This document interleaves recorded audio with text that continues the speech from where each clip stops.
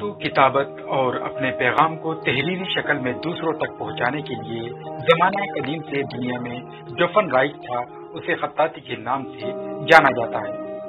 نئی نسل کو خطاطی سے متعارف کرانے کے مقصد سے رامپور کے گورنمنٹ گرلز پی جی کالج میں شعبہ اردو کی جانب سے سہ روزہ خطاطی ورکشاپ کا اہتمام کیا گیا۔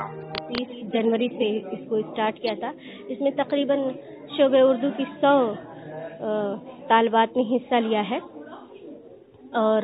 ان کی دلچسپی کو دیکھتے ہوئے اور خاص طور سے جو ہے جس طرح سے آج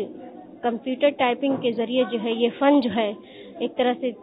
یہ کہا جائے کہ ختم ہوتا جا رہا ہے، اس کو بچانے کے لیے ہم نے سوچا کہ کیوں نہ کچھ اس طرح کے پروگرام جو ہے آرگنائز کرائے جائیں جس سے بچوں کی اس میں دلچسپی پیدا ہو اور وہ خوبصورت اردو بولنے کے ساتھ ساتھ خوبصورت لکھنا بھی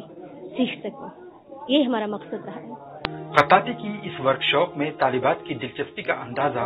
ان کے ذریعے تیار کیے گئے خطاطی کے خوشنما نمونوں کو دیکھ کر لگایا جا سکتا ہے۔ یہاں ہمیں کیلیگرافی خطاطی جو ہے وہ سکھائی جا رہی ہے، اور باہر سے کالج کے باہر سے مہمان خصوصی آ رہے ہیں ہمیں سکھانے کے لیے، استاد محترم، اور ہمیں بہت ہی اچھا لگ رہا ہے کیونکہ بالکل الگ ہی ماحول ہو چکا ہے یہاں اس کو سیکھتے ہوئے، اور مجھے تو اور بہت سی لڑکیاں جو سیکھ رہی ہیں یہاں، مجھے بہت خوشی ہو رہی ہے سیکھتے ہوئے۔ ورکشاپ میں موجود طالبات نے خطاطی میں اپنی دلچسپی کا اظہار کرتے ہوئے کہا کہ وہ خطاطی کے فن سے کافی متاثر ہیں اور وہ اس میں مہارت حاصل کرنا چاہتی ہیں۔ اس سے ہم سیکھ کر بہت کچھ فائدہ اٹھا سکتے ہیں، ہم کاروبار میں اور جاب میں کہتے ہیں ہمیں ڈرائنگ اچھی ہو جائے گی اس سے سیکھ کر، اور ہم اس سے کافی فائدہ اٹھا سکتے ہیں، ہم سیکھتے ہیں، ہمیں اچھا لگ رہا ہے کہ یہاں پہ ہمیں کالج میں سویدھا دی ہمیں سکھانے کے لیے۔ میں نے یہ نمونہ بنایا ہے، مجھے اس کالج میں ہمارے کیلیگرافی سکھائی گئی اور مجھے اس میں بہت دلچسپی ہے، اس سے ہم روزگار پرک بن سکتے ہیں۔ اس کے لیے میں ڈاکٹر افتخار احمد قاضی اور ڈاکٹر رضیہ پروین میم کا تہہ دل سے شکریہ کرتی ہوں۔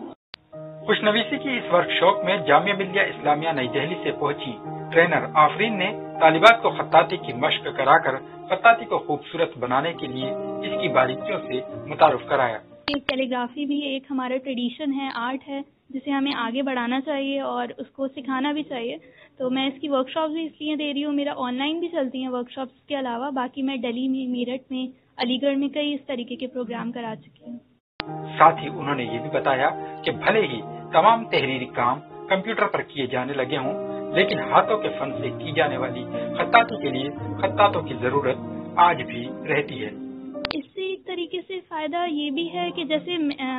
میرے ایون کئی سارے اسٹوڈینٹس بھی سیکھنے کے بعد انہوں نے بھی اپنا جو ہے ایک اسٹارٹ اپ کیا ہے ایک طریقے سے بزنس کے طور پہ بھی، تو ایک یہ ہے کہ آتم نربھر بھی بن سکتے ہیں ہم، جو ہمارا ایک چل بھی رہا ہے آتم نربھر بھارت کا ہمارے۔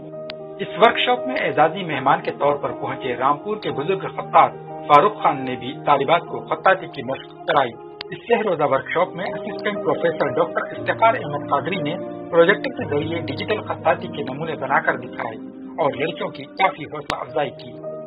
ہمارے ملک میں خطاطی کی تقریباً 1000 برس کی تاریخ ہے۔ بھارت میں بسنے والوں کے آباء و اجداد مختلف ملکوں سے آئے تھے،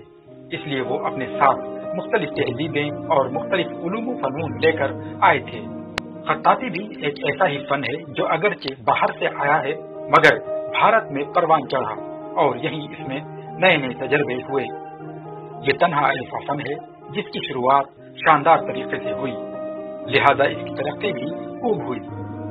بادشاہوں سے لے کر عوام تک نے اس میں دلچسپی لی، لیکن جدید تکنیکی دور میں کمپیوٹر آ جانے کے بعد سے آہستہ آہستہ خطاطی کا فن گمنامی کا شکار ہوتا گیا اور اب تو کہیں کہیں برائے نام ہی نظر آتا ہے۔ ETV بھارت کے لیے رامپور سے ابوالکلام